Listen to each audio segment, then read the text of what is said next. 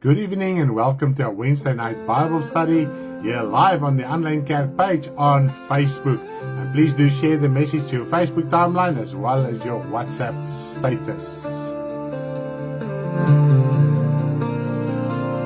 First a tree, then firewood.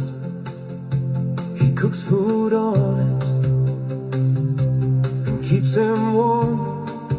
Then he makes a god of it and worship. He makes a carved image and kneels down. Every man becomes a fool who believes it without knowledge. Every goldsmith stands ashamed by the carved image. Our living true God mocks them with great power and glory. He lives forever. His voice makes the waters and heavens roar with great power and glory. He lives forever. He thunders for rain and brings the wind out from his storehouses. Nothing can stand before him, for their molten images are lies, and there is no spirit in them. Oh, there is no spirit in them.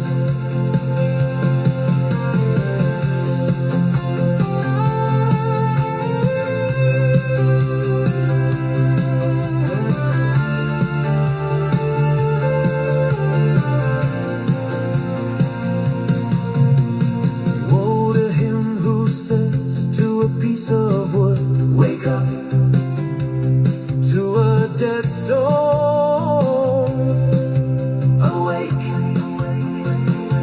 Can they teach a man? Behold, they are overlaid with gold and silver, must be carried around, a mouth but cannot speak, ear but cannot hear, nose but cannot smell, and there is no spirit inside them. For their molten images are lies, there is no spirit in them. Oh, there is no spirit in them.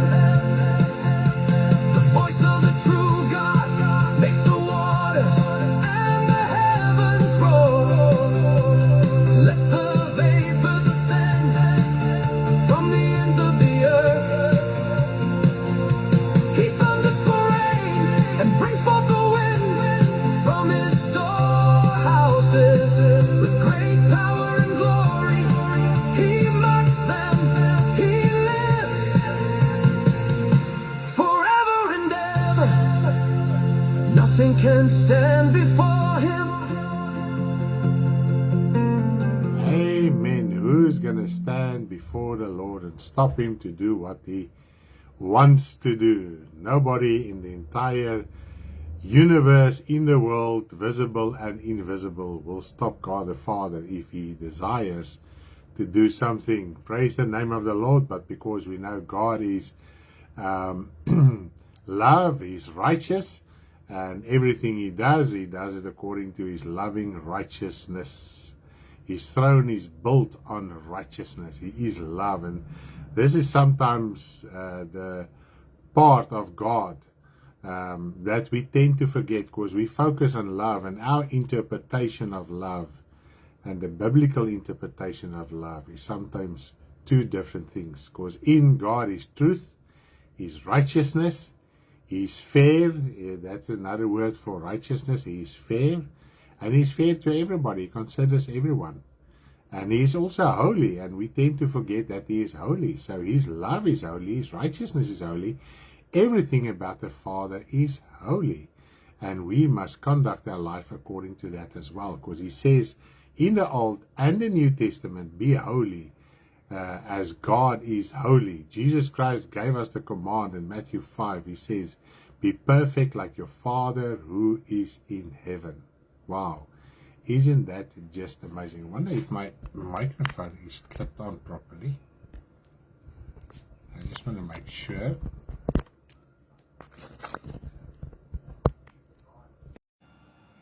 There we are, back again. My microphone had a problem. So praise the name of the Lord that we can have the opportunity once again tonight to minister the word of God. And we are talking about cleaning your house. This is our Bible study tonight, 18:30, 6:30 on a Wednesday evening. I'm doing the English Bible study. But what is super excited is tomorrow morning about 6 o'clock, we will start our road trip for this year. So môreoggend so 6:00 se kant gaan ek en Karen hier vertrek. Dan het ons so 'n pitstopie om te doen. Ons het padkos om op te tel in Hopefield en dan gaan ons voort. Maar eintlik het ons roadtrip al daar by Loetsville begin. Laas naweek was ons by Hopefield gewees by Ruwaida en Terrence en die familie daarso en Annelie en man het kom aansluit daar by ons.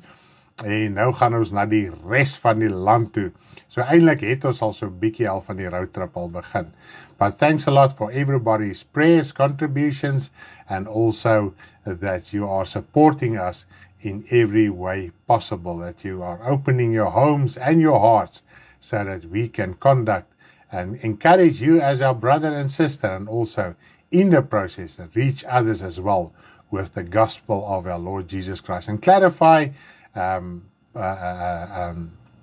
points that are not clear yet, and we can clarify all that things that are not clear to you. Ja, nou weet ek nie wat ek wou gesê het nie. Prys die naam van die Here. Ja, so dit is lekker om by u te kom, dat ons so 'n bietjie al die raaisels en die knope, dinge wat nog so 'n bietjie vassit en dinge wat so 'n bietjie onduidelik is, met u sommer so op 'n lekker gesels kan deurpraat en so kan u ook 'n duidelikheid kry. Ja, ons het al klaar uitdaging daar by Riet hulle. As ek dit 'n uitdaging mag noem, dit klink nou na 'n groot woord, maar dit is nie eintlik 'n uitdaging nie, man. Ja, kom ons noem dit nou maar so. Wat ons so 'n bietjie weer gaan gesels oor gees, siel en liggaam. Sy het ons gevra daar rondom. En as dit die wil van die Here is en so maar kyk hoe loop ons dinge, dan kan ons dit deurgesels en net weer so lekker verduidelik. Gees, siel, liggaam, die 3 ure van Jesus in die graf en al daai lieflike dinge. So ja, dis alles wat nog vir ons op die roadtrip wag. So ons hart moet vol wees, ons antwoorde moet in ons hart wees en die Here moet ons help dat ons u ook kan help en so help ons mekaar. Uncertainties, dankie Lindley vir daai baie mooi woord daar, uncertainties. Yes, sometimes there's a lot of uncertainties in our hearts that needs to be clarified. Yes, but we are going to pray first and then we will continue with our Bible study. Heavenly Father, I do thank you in the name of your Son, Jesus Christ, for the opportunity we do have tonight to minister your word, to teach your word. Father, this is, if I read through the Gospels and also where Paul and Peter and them ministered, most of their ministry revolved around teaching. Father, we have it upside down. We just want performance and miracles and signs and wonders, where your word says the Jews are seeking for signs and the Greeks are seeking for wisdom, Father. But we are ministering a wisdom, not a wisdom of this world, not a philosophical wisdom, but a wisdom that is in your heart, in your entire being, Father. And we are so dependent on you to clarify things for us in our hearts so that we can reach out with the gospel, so that every brother and sister can be encouraged, and also that a lost can be reached with the gospel so that they can also come into the kingdom of you, Father, your kingdom, your glory and your majesty. Father, I do pray that you will help me this evening, that I will convey this message in a manner worthy of your kingdom, in Jesus' name. Amen. Ek wil net gou so noem, so 'n bietjie met u praat. Ons het op die channel, we've put on the channel our budget for the road trip. And please don't fear the budget. That is usually, most of the times, the budget we have, and a lot of times it goes even beyond that. So daai budget wat jy op die WhatsApp channel sien, dit is gewoonlik ons budget, en baie keer gaan ons nog ver oor die budget, afhangende wie ons wil sien, en allerlei dingetjies wat daar by ook betrokke is. So dit gaan baie keer meer ook as dit, en die Here voorsien altyd, so moenie vrees nie, en ek wil net vir julle verskriklik dankie sê weer eens, vir elkeen wat die moeite gedoen het om ook by te dra, sodat ons daarom 'n afskoppunt kan hê, dat ons op 'n punt kan kom, dat ons aan die gang kan kom. Dit versterk ons hande. Paulus sê op een plek, hy sê, as dit die moeite werd is, die insameling by julle, dan sal ek op reis gaan, ek sal ook al broeder of 2 saamvat, en dan kan ons die saak uitsorteer, dan kan ek voortgaan met die evangelie. So hy was ook afhanklik van die bedrag wat hulle vir hom gegee het, die geld wat hulle vir hom gegee het, sodat hy ook op sekere punte kon uitkom, en as daar nie genoeg fondse was nie, kon hy nie daarby uitgekom het, of hy kon nie nog broeders saamgeneem het nie, of wat die geval ook al mag wees. Ja, so prys die Here, baie dankie dat U ons voorhelp, op 'n godwaardige wyse, en dat dit ook nie vir U 'n las is en moeite is nie, en ook vir die belangrikste van alles is gebede. Ons het dit so nodig, ons het geestelike krag, versterking, wysheid en insig nodig, ons het liggaamlike sterkte en krag en dinge nodig. Karen bestuur meeste van die tyd op die pad, sy moet wakker bly op die pad, ensovoorts, ja, so, en ons weet baie keer is die paaie nie in goeie kondisies nie, so ons is 4 oë op die pad die hele tyd, so dit is baie intens met tye ook wel op die pad om kop te hou, sodat die kar ook nie onnodiglik skade kry nie. Maar baie dankie vir julle gebede, liefde en ook omgee in hierdie verband, en julle ywerigheid dat julle huise en julle harte en alles net oopmaak en sê, man, julle plek hier is nog al die tyd hierso. Hy wag vir julle. So prys die Here, dankie daarvoor. But I'm not going to stand still with our traveling arrangements. Tomorrow morning, 6 o'clock, we're going to start here in Langebaan, South Africa, in the Western Cape with our road trip. Hallelujah. Praise the name of the Lord Jesus Christ that we have this opportunity and that He gave us the means also to reach out as well in this respect. Now, tonight we're talking about cleaning your house. Cleaning your house. Not physically with soap and water and brooms and vacuum cleaners. And we're talking about cleaning your house spiritually. This is what we are talking about tonight. A Bible study. We are going into depth tonight in scriptures to see what the Bible teaches regarding this. Now, people in general face struggles in some way or another, whether you are born again or a Christian or not, isn't it so? Everybody faces struggles and hardships every single day. Now, nobody wants to struggle, and now everyone wants to be in good health and financial stability, isn't it so? If you are in good health and you have financial stability, you are okay, you feel satisfied, but in our lives, there's always some struggle, whether it's financial, health, or sometimes both. It doesn't matter. There is struggles every single day in a child of God's life, as well as those that are not born again yet. Now, many people are gullible and seek to ease their struggle easily. And this is where all this gambling and stuff comes from. Easy ways to get enough money to sort your life. As life progresses, most realize it is not as simple as it seems. Only as very small, not even a handful, a tiny bit, crumbs, really get that financial stability they desire. But with all that finances, there is also fear not to lose those finances. So it stays a struggle. Even if you think you are not struggling, you are struggling with fear not to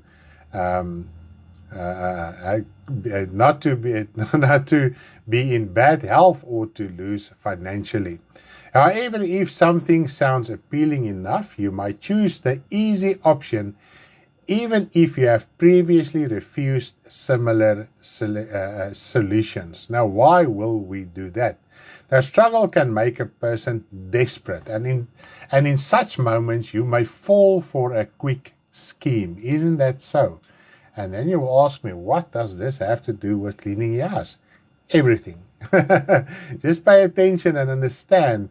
In the Christian world, this is even more relevant than ever, as most perform their religious duties in the hope of a better earthly life. Isn't it so? Now, we can be honest with ourselves. If you analyze your prayers and daily sayings. What are you talking about? What are you praying about? Now I'm talking about on a daily basis. Be honest to yourself, okay? We usually say, God is good, He helps me, He will make a way for me, etc. And it's all about the material. Okay, even if you struggle, we say, no, God is good to me. Just as something to ease your conscience, to put your heart at ease, not to get discouraged to such an extent to do something irresponsible. Now, recently we have often heard phrases like, the devil is loose. He had it in for me. He was waiting for me there at the door. And similar sayings when things go unexpectedly wrong. Isn't it so? If everything is going right, in the right direction, and things are happening, and you are quite content with what is happening around you, your health, your financial situation, then all of a sudden there's something coming your way. And then people will say, no, the devil is loose. No, he was waiting for me. He got my address. We even heard something that the devil got my address. So it's the one problem upon the next problem. Now, from the beginning, the devil has never been bound. This is to imprison him, not to seduce souls and even God's angels. So Satan is, from the beginning, he is loose in any way to do what? To tempt, to seduce souls. And he even gets it right, and got it right, to seduce a third of God's angelic beings. That is the power of his seduction. And we as human beings sometimes don't understand the power of his delusion, his temptation, his lies, the power of lies, the power of deception. If he can convince an angel in God's heaven to follow him, where do we come in? And this is why we need repentance. This is why we need the Lord. This is why we need for your soul to be saved.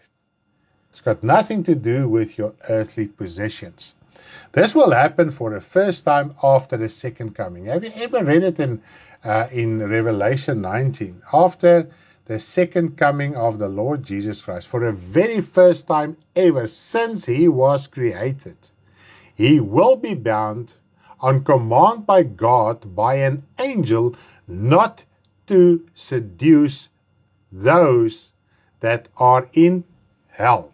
It's quite interesting how things will play out right at the end and how it will be. I don't want to go in that theology right now.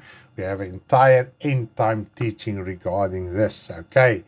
And there we explain exactly what it means, all right? Now, such expressions make it clear that God must intervene to produce good things in the material life. Isn't it so? If material things are falling apart and we think, now the devil got my address and the devil is loose, we are actually saying, God, but God, why aren't you not doing good things to me now? What is happening now? So unconsciously, we think of God of only providing for us materially. Okay. Now this kind of thinking paves the way for quick solutions, one of which we will discuss tonight. Now you can understand my introduction. Even in the Christian world, when things start falling apart, we want quick solutions. Now, we must understand one thing of God. He is a God of patience. Those who believe in him will not act hastily. Okay. Even after discovering the truth, we may still fall back on old habits if your lives are turned upside down. Isn't so? How many times have you resorted to your previous lifestyles or previous thinking or previous ways when you really got into a crunch? Isn't it so? Now, tonight we are talking about a popular teaching that suggests cleaning out your house of demonic influences through various rituals that may harm you, cause bad health, cause financial harm, or keep you or your household in certain bad habits, even destroying relationships. Now, because there is one or more things in our lives that we struggle with, we sometimes want something easy. And it's easy to do something physically. And now you can understand what I was trying to get at. We are trying to get to easy, quick fixes and solutions without effort. And anyone in the whole world that got some success in life will tell you no success comes easy. Only in the dictionary, this is quite amazing, only in the dictionary, okay, does success come before work. Think of it. Only in the dictionary does success come before work. And this applies to the Christian church as well. Remember, you are a human being. You came to the Lord with daily struggles. All right? And we have the option. We can choose what to do and what not to do. You still have the choice in your hands. God talks to us in one way and reveals His will in His way, and also the world and your lifestyle and people around you also reveals a lot of things. And you must choose daily. As a child of God, you must choose as well. Are you going to do the will of the Father entirely, as written in the Bible, or not? God is not going to force you. Obviously, His Spirit will keep on convicting you and talking to you in your inner being. But He won't take you and force you to do His will. It is your decision to make. All right. You may have heard of it, or you may not have, or may not have practiced it, though it is a popular practice in the Christian world. This is now the teaching that suggests that your house, your physical home, can be cleaned, but can be cleansed out from demonic forces, and maybe you have a struggle, maybe you are in ill health, maybe you have financial problems, there is relationship problems, you have struggled with addictions, for instance. Then our people are saying, now there are demons in your home and we must come and clean them out. We must come and sort your home out, then you will be free. Now that is an easy option. That is a quick fix. But I can tell you out of experience, it does not work. All right. With this, Christians might have sayings and certain convictions similar to this, even though they might not practice such things. Sometimes our speech even gives away what we really believe in our heart. And we talk after the Christian world, and we talk after people and preachers and things that are placed on social media without even understanding what it means. And most of the times it is in any way powerless words, because it's not biblical words. Okay.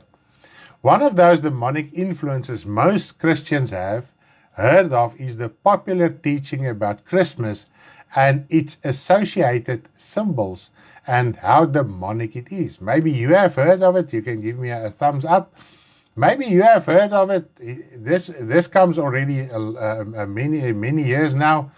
That is a popular teaching where they use scriptures to prove that Christmas is from the devil. And I want to talk about the scriptures, okay? So tonight we're going to clarify that as well scripturally, not according to a person's own interpretation of scripture. What gives it power is a certain scripture from the prophetic book of Jeremiah.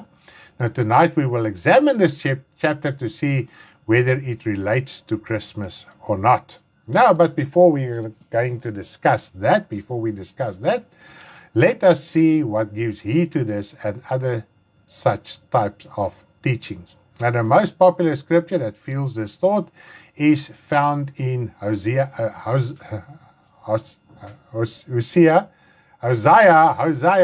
4 verses 6. But before I'm going to read Hosea 4 verses 6, this is usually explained by the first and second of the 10 commandments that is written in Exodus 20 verses 1 till verse 17. And let me just read these 2 commandments. Okay, these are all scriptures that I used to tell you there are demonic things in your home, like ornaments and pictures and paintings and clothes and jewelry and everything, and even this nice animal statues that a lot of people have in their homes, or something against your wall, whatever the case might be, a mural against your wall.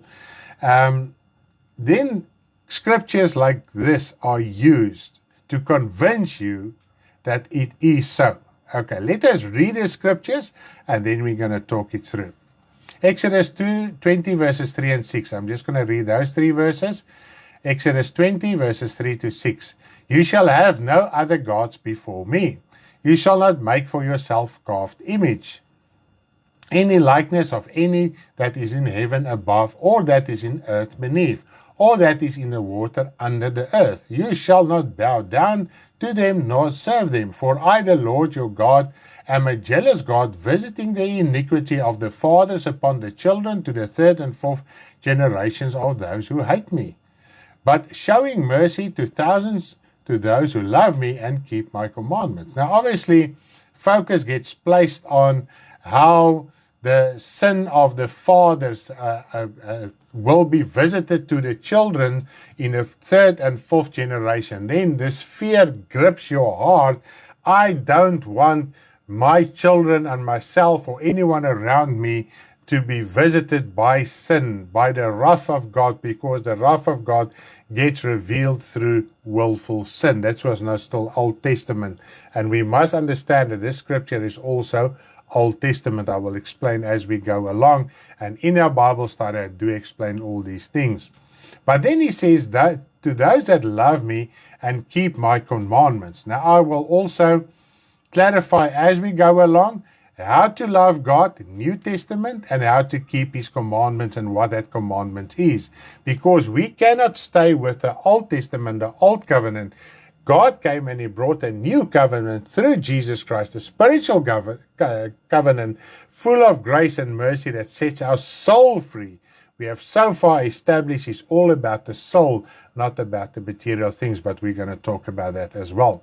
Now let us read a popular scripture in Hosea 4 verse 6. Hosea 4 verse 6. My people. Okay, first of all, my people, not all people. Because even this house cleaning doctrine and teaching, they go into people's homes who are not even born again. So we will establish who is the people of God according to the new covenant. All right.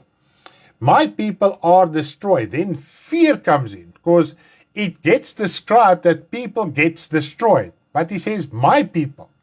Okay. And now people are running after a quick fix to get them out of their woes and struggles and problems by somebody that will cast out all these things in their homes, and then everything will change the next day. Are destroyed for lack of knowledge. Now this is also very important. We're going to talk about the lack of knowledge. What knowledge is this? Because you have rejected knowledge. Okay. This is why this thing is happening to you.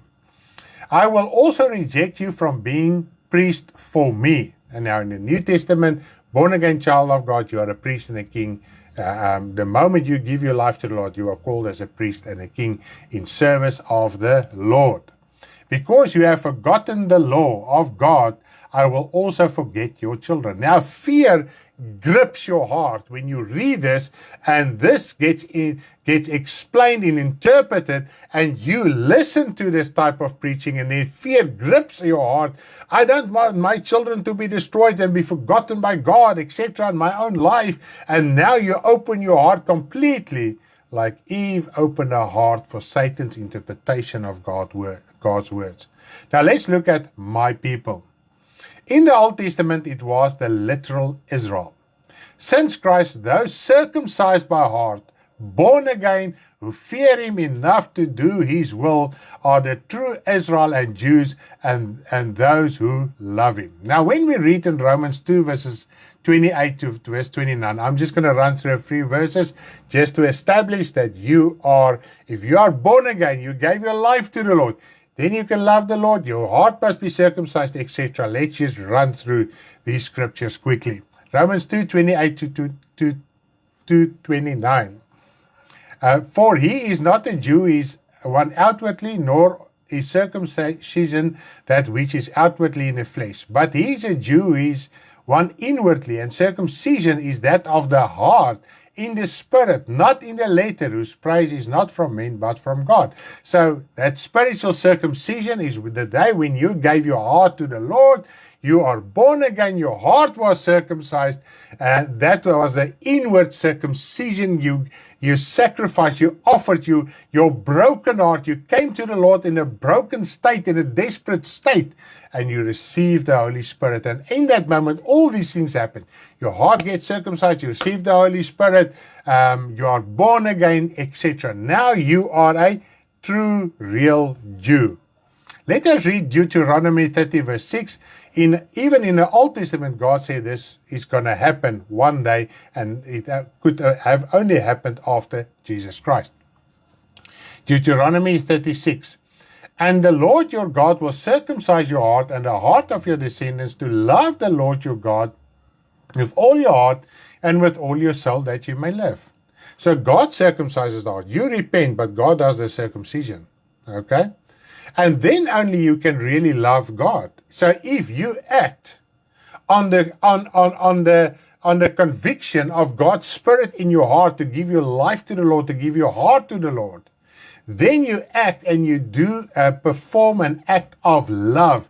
And then only from that moment onwards, you can really love God. And then only you will be able to live. To live here on earth is not living. Your soul needs to live. Your spiritual man, your inward man needs to live, because your soul abides, live forever. This body can die. It can go back to dust. It is only temporal. And in the second coming with the first resurrection, your soul will swallow up this earthly body. So your soul is your eternal body. That is the real you, and that is the most important, that needs to be nurtured, needs to be saved, and needs to be cleansed. Okay. Now, when we read in Romans 9, verses 6 to 8, and I'm just going to read verse 6 quickly, Romans 9, verses 6 to 8, but it is not that the word of God has taken no effect. For they are not all Israel who are Israel, verse 7, nor are they all children, because they are the seed of Abraham. So not everyone is a child. If you're not a child of God, you are not his people. Okay. But in Isaac your seed shall be called. That is, those who are the children of the flesh, those are not the children of God. These are not the children of God. He's clear about it. So still today, Christians are convinced that the fleshly Jews are still the descendants of God. They are not a child of God. Okay? If they are born again like you, they also become a child of God. If you're going to read it through Romans 2 and even Romans 6, it describes it everything. If the Jew doesn't believe, he will be lost. If the Greek doesn't believe, he will be lost. If the Jew repents, he will be saved. If the Greek repents, he will be saved. But the children of the promise are counted as seeds. Now, if you're going to read in Galatians 3 and 4, it describes it exactly who are the seed of Jesus Christ. Through Jesus Christ, those that are born again, they receive the eternal inheritance, and you are a child of God. You become a child of God. Then you are the people of God. Okay. Matthew 12 verse 50. Matthew 12 verse 50. For whoever does the will of my Father in heaven is my brother and sister and mother. So you can be born again. You did the will of the Father to give your life to the Lord. But are you still doing the will of the Father after that? Because we read in Ephesians 2 verses 8 till verse 10. You cannot be saved by works. But after you've been saved, God has created good works for you to dwell in, to perform, to act in, to do. Okay, so after your spiritual rebirth, there is works to be done according to the will of God. Okay, and this is where the wheels come off from a lot of children of God. Okay, when it seems that your life is falling apart in some way or another, fear and uncertainty are already present, isn't it so?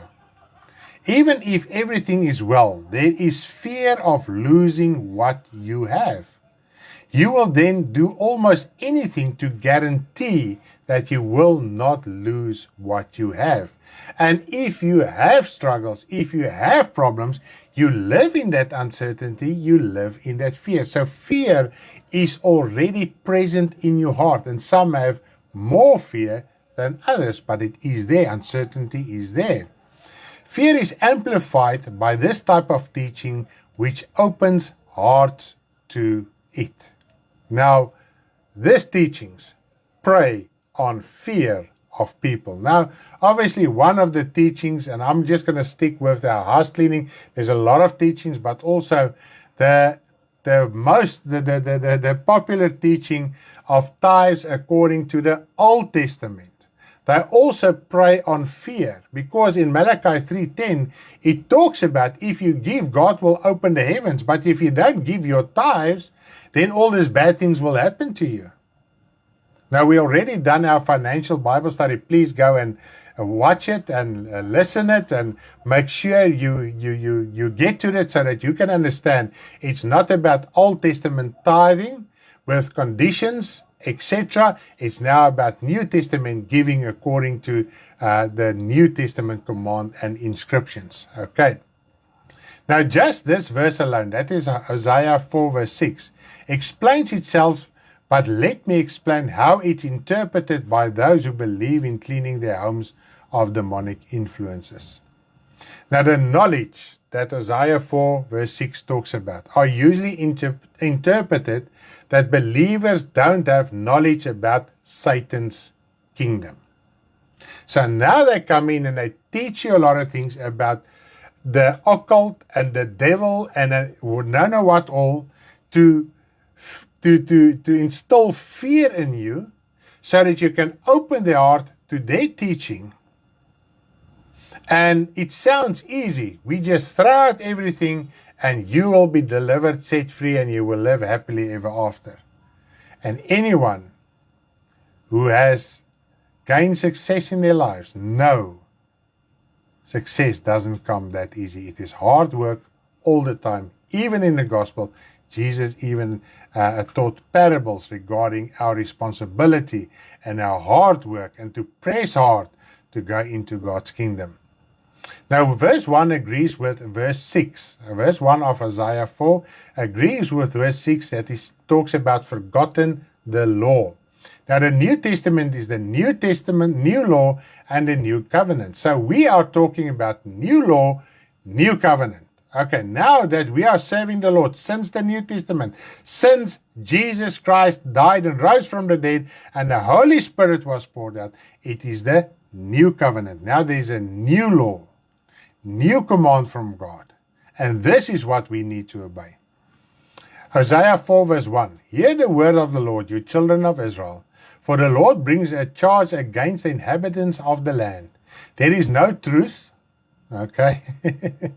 There is no truth or mercy or knowledge of God in the land. So Hosea 4 is talking about the knowledge that people doesn't have regarding God, regarding His work, His word, to conduct their lives according to His word. And His knowledge are written in, his knowledge are written in the Bible. So if you read the Bible, you read the knowledge of God regarding a lot of things in our lives. Isn't it so? Now let us go to the New Testament first to see what knowledge of God there is regarding this. This is now, is there demonic forces in your house, in pictures, in ornaments, or whatever the case might be. Okay, Revelation 2 verses 18 to 29 describes everything. I'm going to read through it and just touch on a few points quickly. Now, let us read Revelation 2 verses 18 to 19 to understand God's knowledge regarding to be taught about Satan's works and the things of this world, the occultic world. And to the angel of the church, and remember, the church is believers, not the world. So this is written to believers, okay? And their condition, not the world, me as a believer. In Thyatira, right. These things says the Son of God, who has eyes like a flame of fire and his feet like brass. It's amazing to think how the Lord Jesus Christ looks like. All right. And now your works, love, service. So here God compliments this church, this group of believers. Your service, faith, and your patience. And as for your works, remember works. You will see works all the time in this church. Okay? The Lord talks always about works. The last are more than the first. So they were more diligent and faithful and devoted than in the beginning. So it is a compliment to them. Nevertheless, I have a few things against you. Only a few things. And these few things annuls all the good things. Okay? Because you allow. And this is now because, remember, John had to write to the angel of this church. And there were 7 of them. Now the angel means the pastor, the leader, the one who's standing in leadership of that church, of that group of members, the one who has been sent. Angel doesn't always mean angel from God's kingdom, because when John got the instruction to write down the letter, he had to physically, in physical form, send it to a physical church, to the leader who could read it physically. There was no angel standing and waiting for the letter, because the angels are spiritual. Okay. So that is you allow. In other words, the leader or leadership of this congregation was not sober and wake up to discern evil from good. Because you allow that woman Jezebel, who calls herself a prophet, to teach and seduce my servants to commit sexual immorality and eat things sacrificed to idols. Now, when we talk about Jezebel, it's not a physical woman in a physical church with a physical type of look. It is a teaching. Okay? It is a doctrine. Now, these leaders permitted this self-appointed prophetess. This is how strong delusion is. To come in and teach things contrary to the sound gospel of the Lord Jesus Christ. To commit sexual immorality and to eat things sacrificed to idols. We're going to get a little bit later to eating idols, but just to give you an overview quickly, because I've written it in the manual, please go and read through it. All the relevant scriptures are there.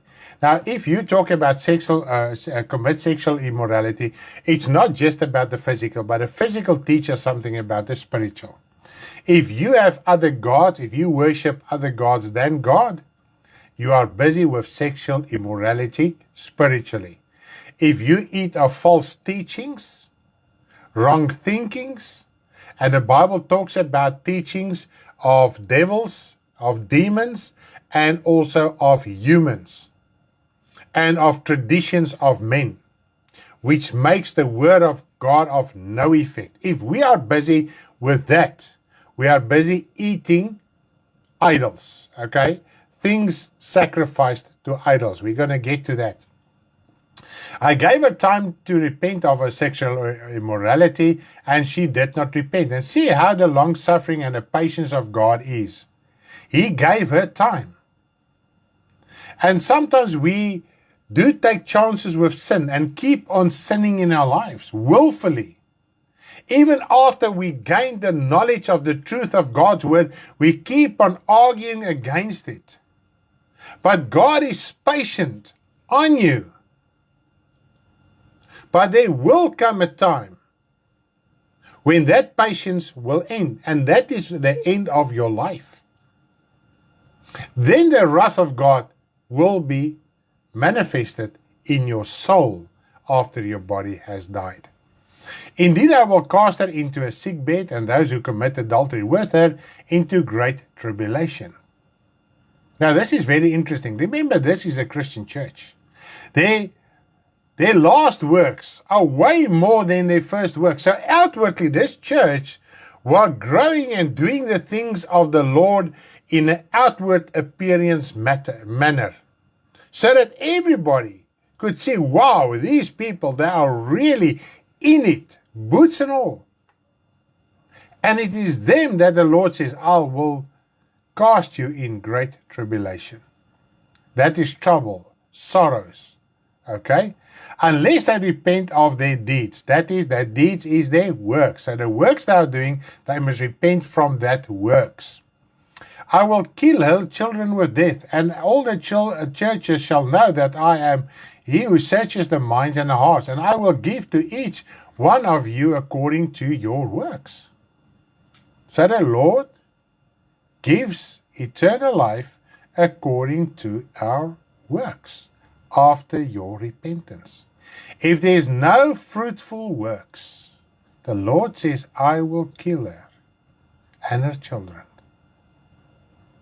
The false doctrine is there. If we believe the false doctrine, we are children of that false doctrine.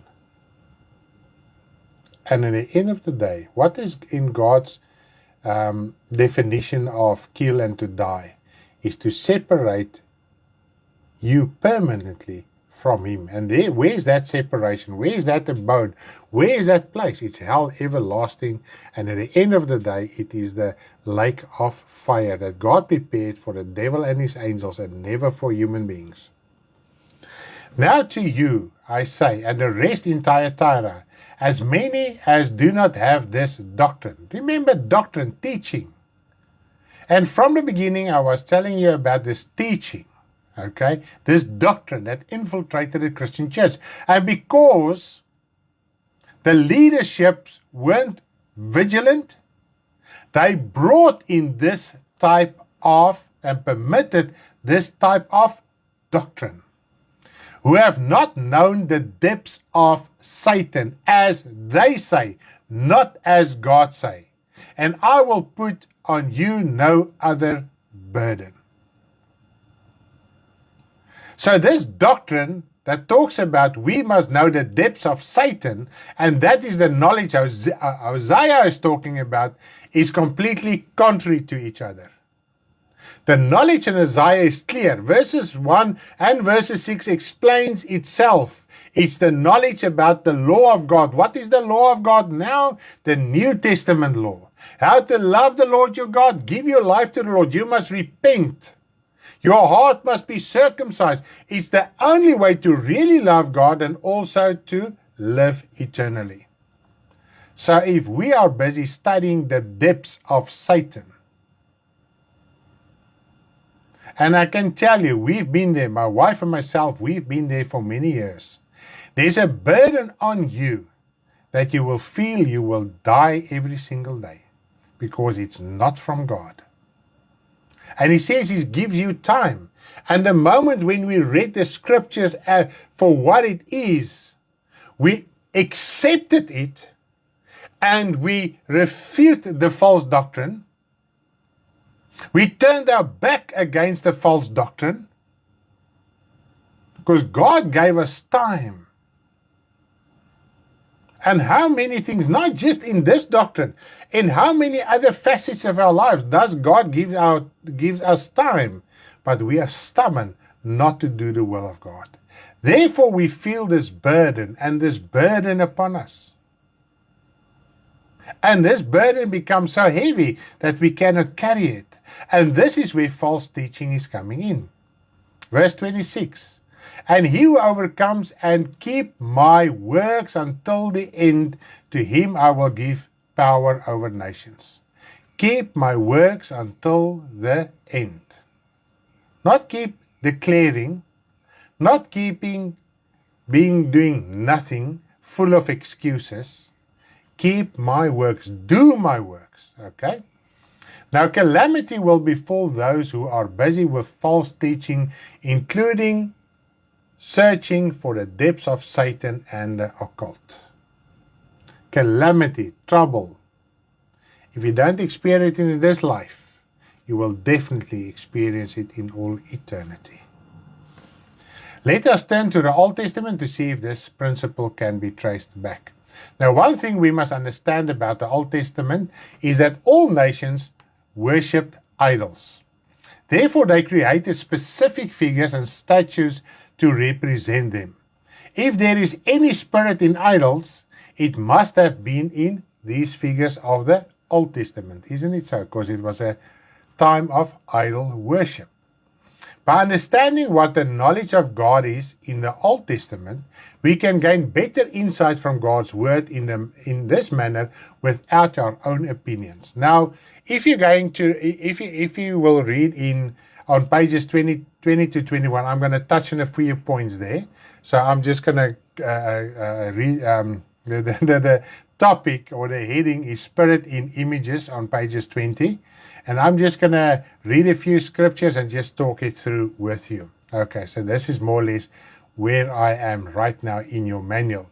Now, the first scripture I want to read in the Old Testament, this is Psalm 135, verses 15 till verse 18.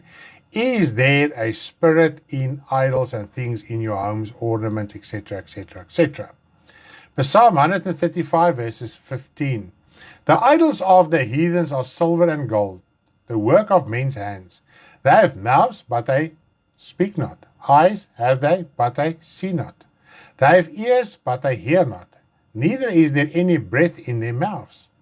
Those who make them will become like them, everyone who trusts in them. Now, I first just want to mention it quickly, that all this New Testament teaching, or this teaching regarding idols, etc., and demons that are in ornaments, they trace it back to the old world, the Old Testament times when idols were worshipped. Okay, and then I will tell you this is the idol of Dagon, or the idol of Baal, or the Queen of Heaven, or whatever the case might be. Okay, so they always trace it back to the Old Testament. But now we see in the Old Testament that in the Old Testament, God says there was no spirit in them in any way. So even if you can trace them back, there's no spirit in them. There's no life in them. There's no breath in them. If there's no breath in something, there is absolutely no life in them. If idols can speak here and have no breath, there is no life in them to do good or evil. Isn't it so? And the person who thinks that there is life in them becomes like that idol. The person who creates it and the person who is convinced that there is life in that idol becomes like that idol. And how is that idol? Without understanding. The craftsman cannot place a spirit in them because he is a human being. Now, those idols are dead. So what happens to your inner man, your soul? You also become dead. If you believe there is life in a piece of wood or gold or picture or clothing or jewelry or whatever the case might be. His so-called curses and blessings over such idols to destroy or benefit the possessor are worthless. A lot of people will say, don't buy that thing, they've cursed it. Even if the whole world, occultic world comes together and curse only one piece of wood or gold, it can do nothing because there's no spirit in it. It's a piece of material things that cannot house spirits. Remember, this was an Old Testament idol made specifically to curse or benefit someone, even nations. And we can read in the Old Testament how nations were dependent on their idols. Okay. If then they were lifeless, how is it possible that the so-called symbols and even ornaments and other material things can benefit or destroy things in your life? If it was impossible for idols to do it in the Old Testament, it's even more impossible now. Okay? So it doesn't matter what type of picture, what type of ornament is in your home. There is no life, no spirit, no contact spirit, nothing in there. Because it's a piece of maybe ceramic, cheap gold, wood, whatever the case might be. And just to clarify, I will never put for instance, a Buddha statue in my home. Because I know that is an idol, and I don't want to look at anything because it's ugly. I just don't want him in my home because I'm not busy with that. I will not have skulls and bones and stuff like that in my home that represent symbols of death. There's no spirit in them that cannot harm me, but I don't want to look at it. I will rather serve the Lord in spirit and truth. Amen. Now, as we are reading from on page 21 from Lack of Knowledge, this is where I'm now at page 21 under the topic Lack of Knowledge. As I've said, I'm just going to talk it through. I'm not going to stop at certain points and read it point for point and paragraph from paragraph. Now, let us read Habakkuk 2, verse 18 up till verse 19. Habakkuk 2, verses 18 up till verse 19.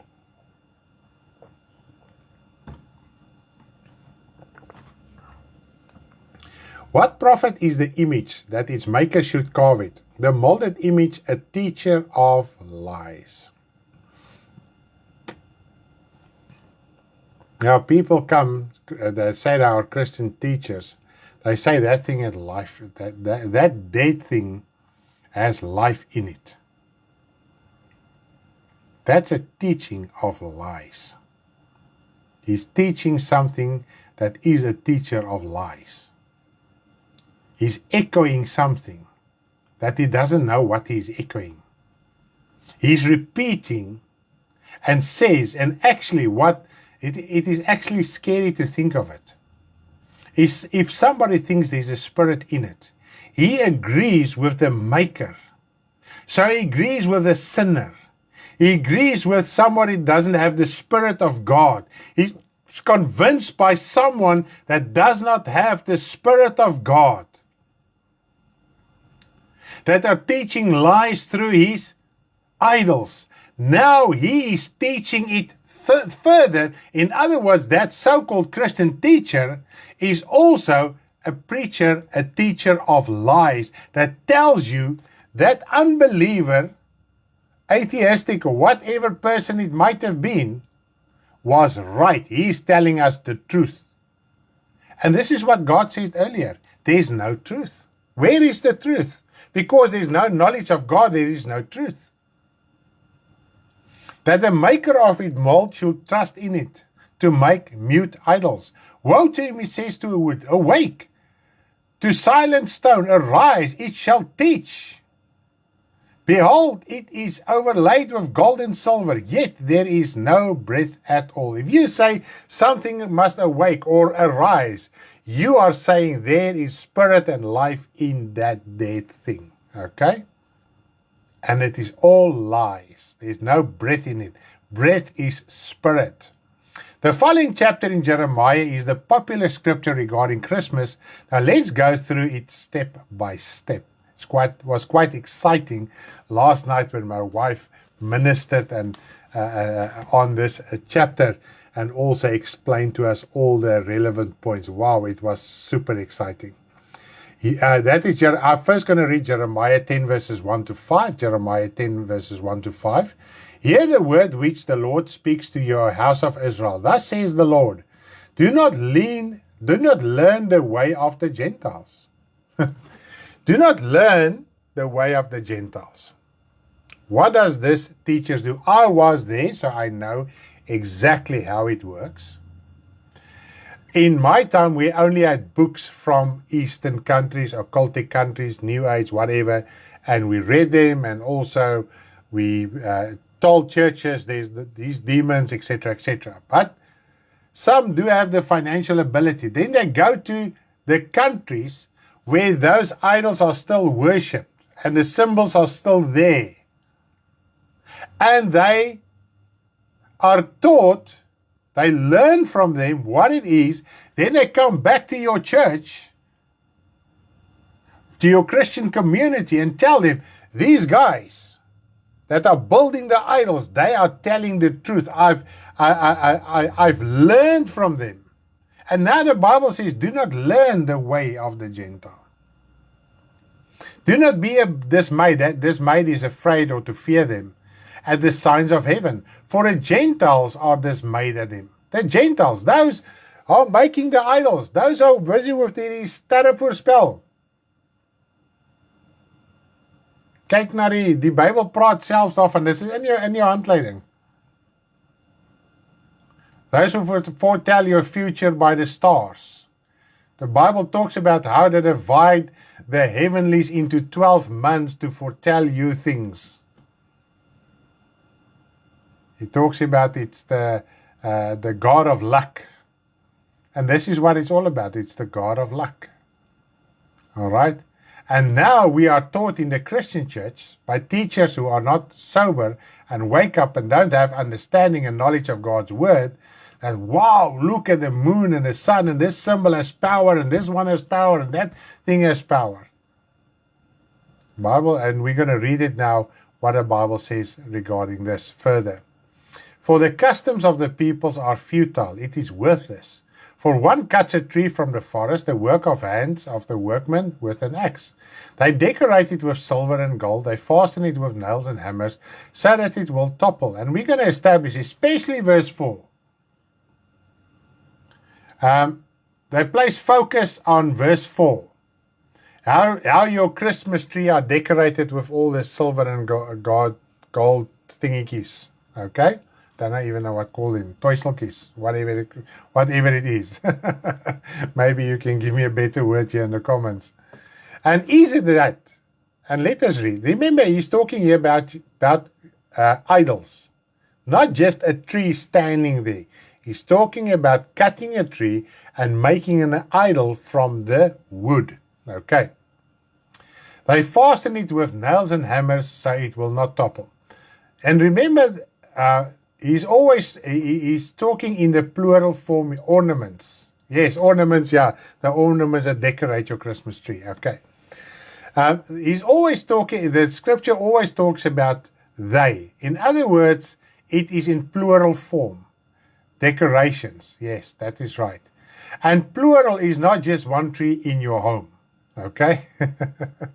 They, not one tree, are upright like a palm tree, and they cannot speak. They cannot speak. What cannot speak? Your Christmas tree? Now the idols that are made from the wood, from the tree that was cut in Christmas ornaments, that's right, that was cut from the forest, okay? This is what that is speaking about. And they must be carried, and that's really got my attention when my wife wrote a song, how they must be carried around. because they cannot go there by themselves, on their own. Nee, boompies kan nie loop of praat nie, dit is. Boompies kan nie loop of praat nie. Do not be afraid of them, for they cannot do evil, nor can they do any good. That idol, doesn't matter what it is and how demonic it is, it cannot do evil to you, harm you, or do any good to you, because there's no spirit in them. And here, God talks about idols made specifically by idol worshippers to worship them, not just an ornament in your home. Okay? Verse 8 till 9, still in Jeremiah 10, verse 8 till 9. But they are together dull-hearted and foolish. A wooden idol is a worthless doctrine. It is a worthless doctrine. To seek the depths of Satan is a worthless doctrine. It just brings a burden upon you. It doesn't lift the burden. Dit vat nie die las weg nie, dit bring die las in. Hierdie is 'n waardelose leerstelling. Now we can see nothing in the New Testament contradicts anything in the Old Testament. Okay? Silver is beaten into plates. Now that Christmas ornaments, are they beaten into plates? No. They are made from cheap material, just to bling around your Christmas tree. It's not beaten into plates. It is brought from Tarshish and gold from Uphaz, the work of the craftsman and the hands of the metalsmith. And this is interesting. And I want to read this because especially he has emphasis placed on this. Now even after I wrote the Bible study, today when I read the scripture and this verse, this portion of the verse, I made sure what I was reading is correct. Okay? Blue, that is violet, and purple are their clothing. They are all work of skillful men. Nou ek weet die Afrikaanse Bybel praat van purper rooi. Die oorspronklike woord praat van blou, dit is violet, violet, né? En pers, nie rooi nie. So, just to use the scripture and change these words, because they change these words and say, no, this alludes to Christmas father red coat and red clothing. Because look there, he's clothed with red and etc. The original word is blue and purple, not red. Okay. Die Afrikaanse Bybel is nie verkeerd, jy sê die manier om dit uit te spreek, het bly nog steeds pers. Okay. Jeremiah 10 verses 14 up till verse 15. Jeremiah 10 verses 14 up till verse 15. Everyone is dull-hearted without knowledge. Now he's talking about everyone is dull-hearted and without knowledge. And when you teach these things about Christmas and the occult and Freemasonry and Illuminati and all the things, you sound extremely intelligent. You sound like a wise person. God says you are dull-hearted. Your heart is dof. Dis swaar, it is toe. Without knowledge. You think you have knowledge. But the knowledge you have is no knowledge at all. Every metalsmith is put to shame by an image. For his molded image is falsehood, and there is no breath in them. They are futile, that is worthless, a work of errors. In the time of their punishment they shall perish. Now, let me just emphasize this. The person who's making these idols, the word of God says, dull-hearted without knowledge, and he will be put to shame. Now you buy into him, you fear him, and God says, don't fear the idols of the Gentiles. Now we fear, we drive past a church or whatever, we see the obelisk and all the haan wat op die kerktoring staan and all this kind of stuff. Say, look at all the New Age and occultic and Illuminati and Freemasonry symbols. Yeah, it is that symbols. It's exactly right. It's not something else. It's exactly that. Okay? You can just walk through, as a matter of fact, now a few years ago, for the very first time ever, I've been in Cape Town in Muizenberg Strand, yeah, in the Western Cape. And you that know Muizenberg, you just drive through by one tar road through the town, and all the buildings are on your right hand side. And for the very first time, almost every single building there does have a cornerstone of Freemasonry. Almost every single one. Almost without exception. Okay? And why is that? Because the Bible says to us, the whole world is in the power, in the sway of the devil. This world belongs to Satan, its governance, the way it operates. Therefore, his symbols will be everywhere. Now, God instructs his children not to fear that. Not to fear it as those that think that it has power. You must not fear it, and also explain it and teach it and convey that it has power. Because then you fear that idol. It is as good as you bowing down to that same idol. So if you think the Christmas tree has spiritual power, you are exactly the same as a person bowing before an idol because you fear that Christmas tree. That there's no life in it, with all its bells and whistles and ornaments and decorations. There's no spirit in that thing. Not even if you see the man in a mall with a Christmas suit on. There's nothing, there's no devil, whatever. It depends on that person's heart. We know in 100% cases that is not a born-again person. So his heart is not right with God. It's not about the red clothing and all the ornaments around him. Okay? I hope you can understand this. Because we cannot fear these things. I cannot fear. If I go out here and here's a Baphomet, the biggest Satanist occultic statue that you can ever get, that has no power over me. The thing is hideous to look at, of course. I don't even want to look at that thing. It's just plain hideous. But it has no spiritual power. And if I think that a spiritual power, I can just as well go and bow down before that thing because I fear him, that statue that has no power. This is why God says, don't fear them. Isaiah 44 verses 9 till 20 also describes how lifeless and worthless idols are. Let us read the concluding thought about idols. This is now in Isaiah 44. This is knowledge of God through his word. Let us just read Isaiah 44 verses 19 up till verse 20. Verses 19 up till verse 20 of Isaiah 44. And no one, that is people, human beings, lay it to heart. No one. Now, God is talking to his people through the prophet Isaiah about the worthlessness of idols, which is basically the same as Jeremiah 44. Okay? Jeremiah 10.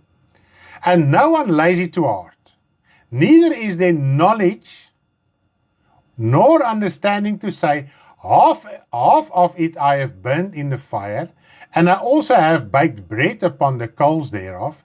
I have roasted flesh and eaten it, and shall make the residue thereof an abomination. Shall I bow down to a piece of wood? He that dealeth with ashes, a deceitful heart hath deceived him, so that he cannot deliver his soul, nor say, is there no lie in my right hand. These idols cannot deliver your soul, because there's no life in it. But he says, is there nobody that understand? Is there no understanding that people understand that there is no life in these idols that can harm you or that can do good to you. And he says it is a lie. If we teach these things, it is a lie. We promote a lie. And sometimes we may not physically go and teach it, but we believe it. We've accepted it. You've accepted a lie. And therefore you are bound. You are imprisoned. And this is now the next point I want to get at. Okay? You may have heard that people really see and experience things. What is it then? And this we can read on pages 23 till verse 2 pages 23 till 24 on your manual, the conscience. So I'm going to talk about this. Why is it that people say they experience these things? Okay? The most significant aspect of our idol worship is eating the food, especially meat offered to them. Okay? Let us read in the New Testament, and not even that has spiritual power to help us understand why people might experience strange feelings and phenomena. Okay. When they offered meat to idols or food to idols, it is as if that idol's spirit was in that food. That is how they actually became one with that idol. I think now we can understand something about Jesus Christ, why we must eat of him and drink of him. He was the perfect sacrifice. When we eat and drink of him, we become part of who he is. Okay?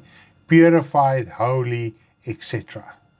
And now we can understand, even in Corinthians, where the Bible says you cannot serve the tables of God and also serve the tables of this world, of Satan, idols. We must choose which we want to serve, okay, and who we want to serve. Now let us read in 1 Corinthians 8 verses 4 up till 8 that will clarify where are we bound and why people think and say they experience these things. 1 Corinthians 8 verses 4 up till verse 8. Therefore, concerning the eating of things offered to idols, we know that an idol is nothing in this world. Paul understood it. An idol is nothing in this world, so he did not contradict anything further in the New Testament or even in the Old Testament. And that there is no other God but one. For even if there are so-called gods, whether in heaven or on earth, as there are many gods and many lords. So there are numerous types of gods since the old time, since the beginning of humanity. There are so-called gods and so-called lords. But for us, there is one God the Father, of whom are all things, and we for him, and one Lord Jesus Christ, through whom are all things, and through whom we live. However, there is not in everyone that knowledge. We must gain knowledge of God's word to be set free. He says an idol is nothing, so to eat that meat means nothing, even if it is sacrificed to idols.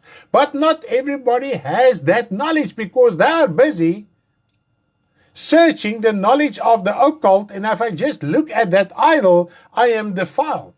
You can eat of that meat offered to that idol and nothing will happen to you. That is the knowledge of God, not the knowledge of a certain person who wants to instill fear and wants to advance his own cause. For some with consciousness of an idol, until now eat it as things offered to an idol, and their conscience, being weak, is defiled. The conscience are weak, and that gets defiled. Now we permit Christian teachers who say they are Christian teachers, self-appointed teachers like the prophetess Jezebel, anyone who teaches this type of doctrine are under the spirit of Jezebel, and that is the spirit of Satan, the Antichrist himself, because your conscience are weak and defiled. Now, when we hear stories in general, like old folk tales and ghost stories, or when we're taught doctrines like we have just discussed so far, it defiles our mind.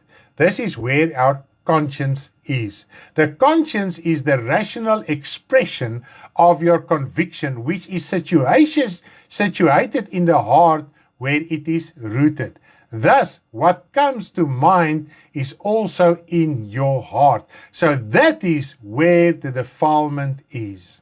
And somebody taught it to you. Maybe you have heard of your granny or whatever, and whoever the family, when you have gatherings together, talking about all this fantasy phenomena and things they've experienced, and you hear these things, even as a child. Then eventually you come to the Lord, you start serving the Lord, and you hear this doctrine and say, wow, these things are really true. My granddad taught me the right things, and I say the right things, and my grandmom and whoever, They said it, so it must be the truth. So your conscience has been defiled from a small child already. Now the Christian church comes and defiles it even further because your heart is open to receive it. But I think as from tonight, we can turn our back against these things and just cast them out and remove them from our conscience and say, Lord, tonight I do understand something. Now this is the spiritual home where all uncleanliness and evil are rooted. This is the home that needs to be cleansed, not earthly homes, ornaments, photos, pictures, etc. that have no soul or life. It starts with your repentance. Then there's a daily repentance on sin confession, and this is where the problem comes in. We as human beings in general are lazy, okay? We are just a lazy generation, okay? And when we must really work to gain success, we don't want to do it because we want success and wealth, and we just want life easy, and we want to get hold of things in the easy way. And this is why this doctrine is so popular. But the moment if you must understand and realize, since your spiritual rebirth, you must confess your sin. You must do the will of God. You must do the works of God, the good deeds. To confess your sin is a good deed. If you have sinned today, remember the washing away of your sin after your spiritual rebirth, with your water baptism, was the sins of your past, not future sins. It was only the sins of your past. From there onwards, you must confess and repent on a daily basis. Repentance is, Lord, I acknowledge I am wrong. I acknowledge there's something wrong in my life. I acknowledge I'm still doing the sin. Please forgive me. And then you put in also effort not to fall for that sin. And that is work. That is extremely hard work. It's easier to blame someone or something, like in the beginning, Adam blamed Eve, then Eve blamed the snake, the serpent. And we are also like that. We like blame shifting. It is his fault, their fault, etc. It's my grandfather's fault, and whose ever fault. It is easy. But to sacrifice yourself, like Romans 12 teaches us, that's a different story. Now you must sacrifice yourself. You must make a conscious effort, a willful effort to understand what is right and what is wrong, and to conduct your life according to what is right. We easily adopt bad habits. This is the notion of humanity, not just Christians. Good habits, on the other hand, are way more difficult to develop. And this is what we must do as children of God. And once we can understand this, then we will understand there's no demons floating around anywhere. We are children of God. God says He won't permit that you will be tempted above your power. What does that mean? A spiritual being in his spiritual form cannot come into this visible world and tempt me, because that will be unfair and unrighteous even from God's side. Therefore, he says all the temptations can be overcome in a natural human way, by seeking the Lord, by searching the scriptures, by understanding what is the truth, live your life according to that, conduct your life according to that, and then only you will be able to overcome the desires that are lurking in your heart. And then you won't seek a easy way out. Because to blame something else is just the easy way out. It's just you can just as well go and gamble, whatever. Because that is an easy way that never ever succeeds. And this ornaments throwing out and this demon cleansing houses, it never succeeds because it's not from God. Okay? Amen. Now praise the name of the Lord. Thank you that you listened to me. I was so blessed by your company tonight. Thank you for all your comments that you gave on Facebook. Nou, môreoggend is ons in die pad en ons sal julle op hoogte hou. Ons sal seker vir die tydperk wat ons op die pad is nie die Bybelstudies doen nie, maar ons gaan nog steeds aktief met u wees, praat, gesels, met die kuier op die lig ensovoorts. So vir 'n maand het ons 'n bietjie 'n breek wel met die Bybelstudie en soos wat die Here wil en hy lei vir ons, sal ons dit weer hervat. Want die volgende vak is die Antichrist gees en dit is ook baie interessant.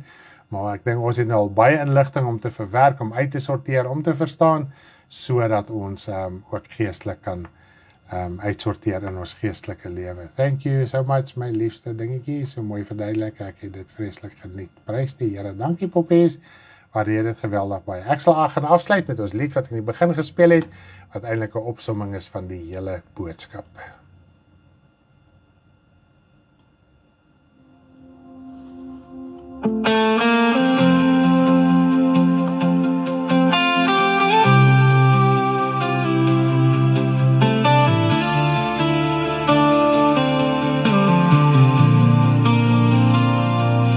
Tree, then firewood.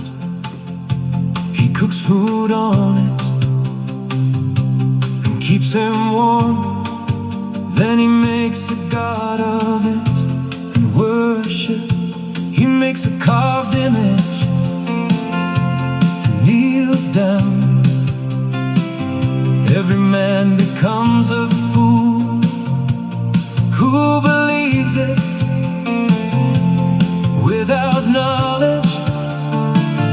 Every goldsmith stands ashamed by the carved image.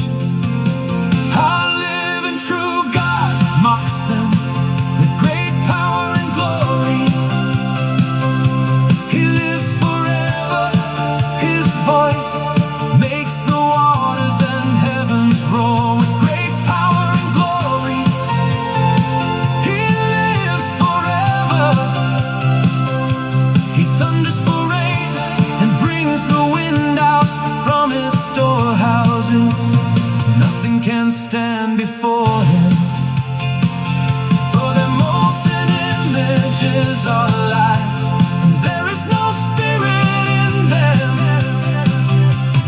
Oh, there is no spirit in them.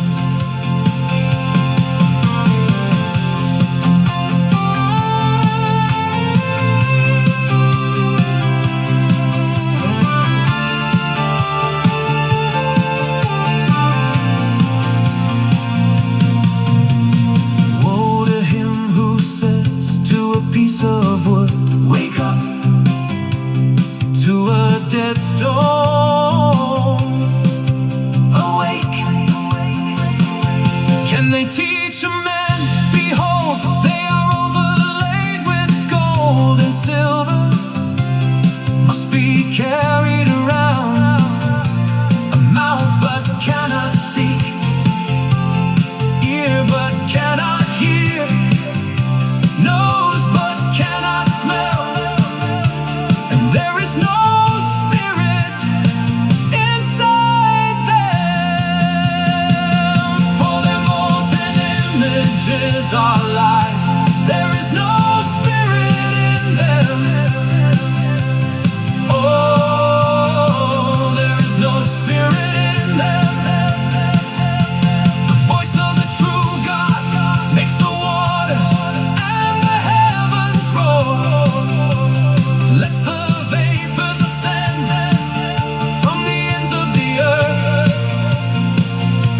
He thunders for rain and brings forth the wind from his storehouses with great power and glory.